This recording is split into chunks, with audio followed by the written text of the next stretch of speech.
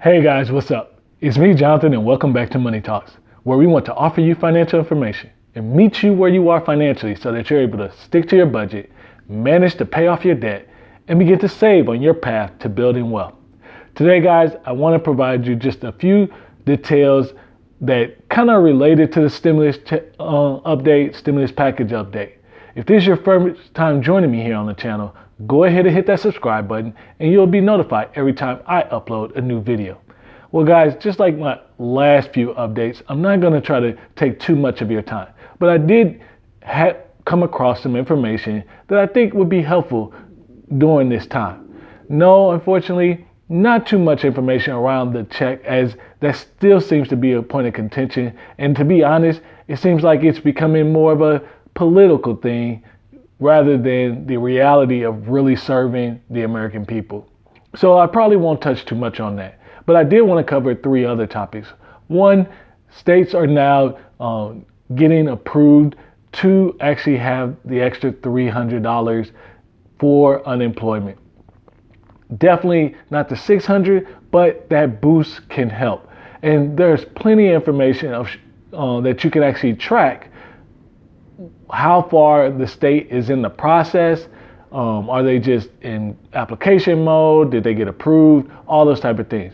The reason why that's semi-important, I think, is I stay here in North Carolina. I know North Carolina just recently got their approval, and so many are beginning to file for that benefit.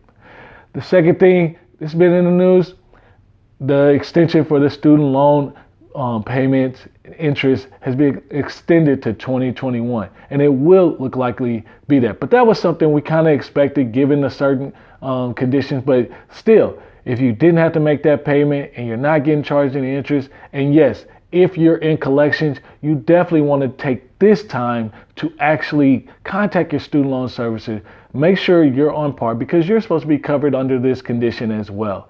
That's something that if you were behind, or if that was something that was really kind of nipping at your heel when it comes to a credit reporting standpoint, this is your time to kind of reset yourself financially and begin to make progress forward so that when those bills actually do come back, meaning interest will be charged again, payments will be due again, you will be on track to move forward. And as before with the CARE Act, these non-payments, if you're in a loan repayment program, these payments actually count towards your forgiveness. So again, there's plenty of information out about it, but that's kind of the gist of it. The other thing that has come, and honestly, I have to thank my mom for putting this in front of me, is the IRS will be looking to send an interest check for people who had refunds and maybe they filed during the late extension of July 15th. And the reason for that is some of those checks could have accrued about $18 worth of interest. You will need to report that on your taxes. I will tell you, it's $18. It's not going to have too much of a tax impact for you, but it's just more, you got to have that documentation, got to account for it. But a little bit of something is better than nothing. And how that comes about is when you pay your taxes, the government keeps that in an account, and that account is interest bearing. That's why some people live by the forecast of they try to run their tax benefits and their tax filings right on the nose so that they're not giving the government any extra money, so that the government is not making any extra money off of it. And because this tax season was extended to July 15th, as you remember, that time and the refund could have accrued some interest. So the projection is those checks at most would be about $18. But again, it's a cup of coffee, a meal or two, something you could do if you just want to throw it in an investment account, or hey, do you want to give it away? But those are a few things that are coming by.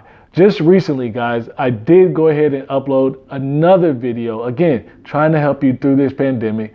20 to 22 million people are still out of work. This most recent video is about interviewing it. And especially in that video, there's content specifically around interviewing during the pandemic.